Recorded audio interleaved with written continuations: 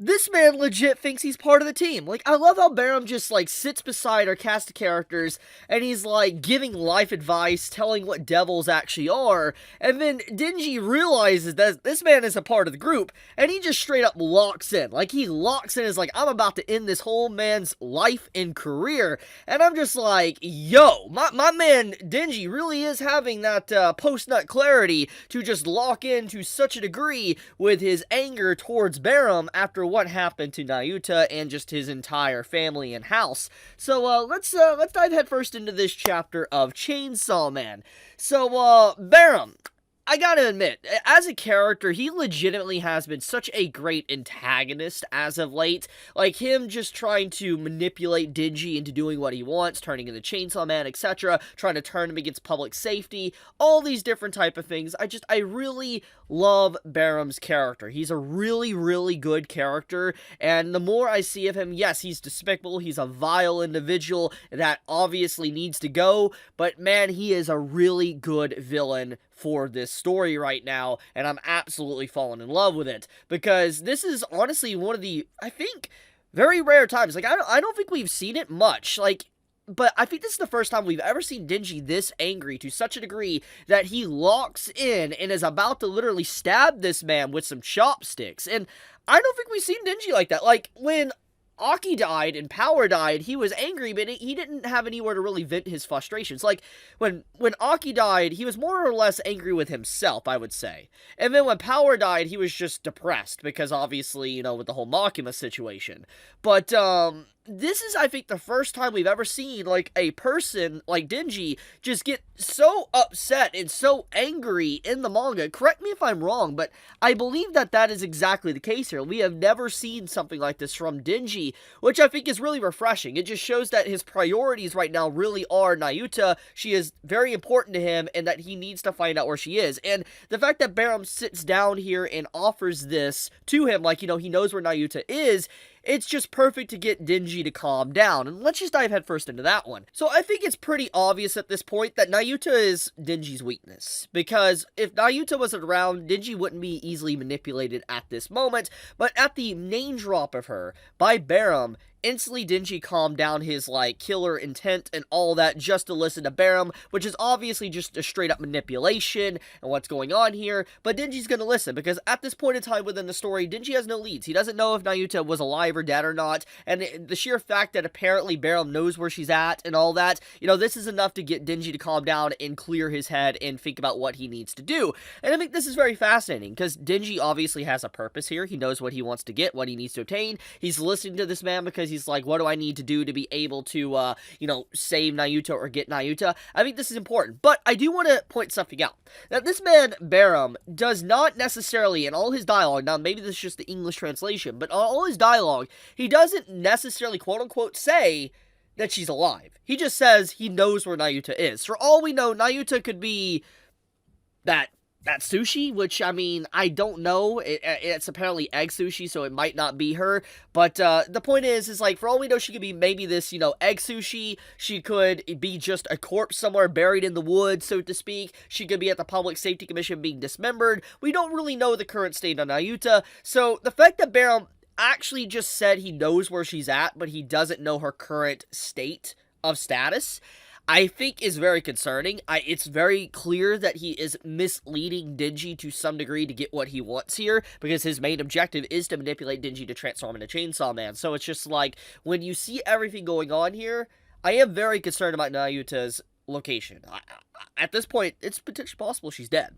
But backing up from that for a second, we need to talk about, obviously, that post-nut clarity. And I feel like this is going to, once again, I know people are going to take this video, they're going to look at the title of my video, they're going to take the thumbnail, and they're going to post on Twitter, and I'm going to get canceled again. I know for a fact I'm straight up about to get canceled for my review on this video, because people are going to be very upset with me even daring talking about Denji and saying that what happened with him in that alleyway, that grimy alleyway with Asa, was straight up not SA. Like, I know for a fact people are going to be upset with me even daring to say that. So let's get into that.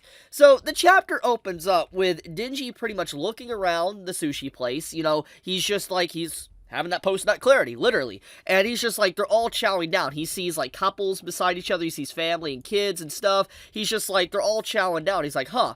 And he's like, have they all shot their, their actual load? And then by somebody else's hand before. Like, he legitimately says this, and it's just like, it's hilarious and unhinged that we have this in a manga panel. But as he's thinking about this, he talks about this, which at first he's like, Puchito, so much awful crap has happened that I want to die. And what he's obviously indicating is stuff with Nayuta, losing Meowie and his home, everything that's happened to him as of late, not including Aki and Power. He's like, yeah, he's had a lot of awful crap that's happened to him. But then, right after he says this, he literally says, but now the sushi's flowing before my eyes, and I just got climaxed by someone else for the first time. Physically, it wasn't as good. But it did make my heart feel really nice. And so this right here, automatically, case closed. Case closed on if Denji actually was into the whole thing with Asa. It is legitimately not assault. And it's just, for a fact, people are going to take my video out of context, they're going to clip it or whatever, they're going to post on Twitter, and they're going to, clout farm or whatever, and farm engagement and all that, because, it's very easy to, try to slander me, even though it's very clear that, the people that are trying to come after me don't even read their own series. So just, it's absolutely wild. But yeah, this confirms that Denji legitimately, it made him feel emotionally good. He literally confirms that himself, that he was feeling awful, but then the one thing in his life that actually was making him feel good is that, the sushi, but also what he got from Asa. It made him actually, his heart feel good. It wasn't maybe physically good to him, because it wasn't as good when he was by himself, but it made his heart feel nice, which goes along with what I've been talking about, that he just wants intimacy, and he wants attachment and family. He wants someone that sees him for him, and he just wants someone that he can have together to hold, etc. So, yeah, everything I've been talking about, straight up proven. So, yeah, I can't wait to see what, the apologies come my way from Twitter, because they tried to send me death threats, etc., when they didn't even understand their own story. Obviously, I'm not going to get those apologies, because you know how Twitter is. But anyways, besides that, he talks about after this, am I happy or unhappy? And the reason why he's obviously saying this is because he's in a very confused state. Obviously, once again, Nayuta, her whereabouts, completely unknown, don't know if she's alive or dead. He's lost his pet family, like Meowie is gone. Any remnants of power technically being in this world besides Denji is now long gone.